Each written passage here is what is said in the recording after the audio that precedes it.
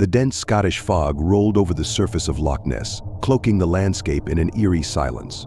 The stillness was broken only by the occasional splash of water against the shore and the distant call of a lone bird.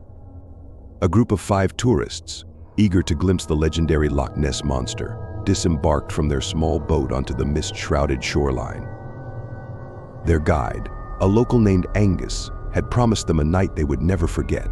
He regaled them with stories of Nessie, the ancient creature said to dwell in the depths of the loch. Despite the tales, the group was skeptical, believing Nessie to be nothing more than a myth designed to attract tourists.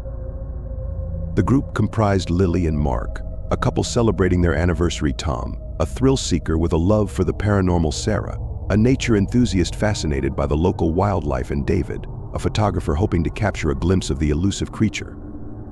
As night fell, Angus led them deeper into the highlands, toward a secluded part of the loch known for its frequent sightings.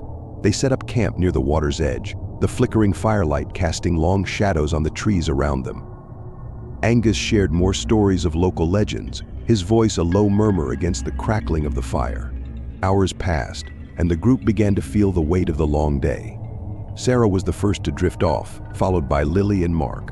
Tom and David stayed awake, their eyes scanning the dark waters of the loch, hopeful for any sign of movement. Around midnight, a sudden splash startled them. David, camera in hand, rushed to the shore, snapping pictures wildly. Tom followed, his flashlight beam cutting through the fog. They saw ripples on the surface, but nothing more. Disappointed, they returned to the campfire, unaware of the pair of eyes watching them from the depths. A deep, guttural growl rumbled through the air, waking the others. Angus, his face pale, stood and faced the loch. "It's here," he whispered. "Nessie." The group huddled together, fear gripping their hearts. Another splash echoed across the water, followed by a massive shape breaking the surface.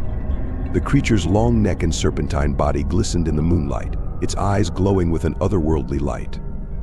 David raised his camera, but before he could snap a picture, Nessie lunged forward, jaws wide. The group scattered, their screams piercing the night. David was the first to fall, dragged into the loch's depths by the monstrous beast.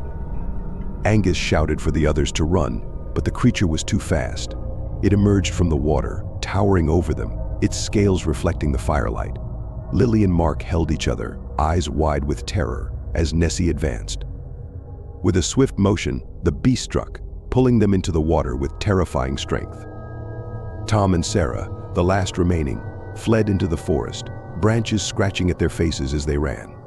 They could hear the creature behind them, its growls growing louder, more feral. They stumbled upon an old, abandoned cottage and rushed inside, barricading the door with whatever they could find. Breathless and terrified, they listened to the sound of Nessie circling the cottage. The walls shook as the beast rammed against them, its growls turning into frustrated roars. Tom clutched Sarah's hand, whispering assurances he didn't believe.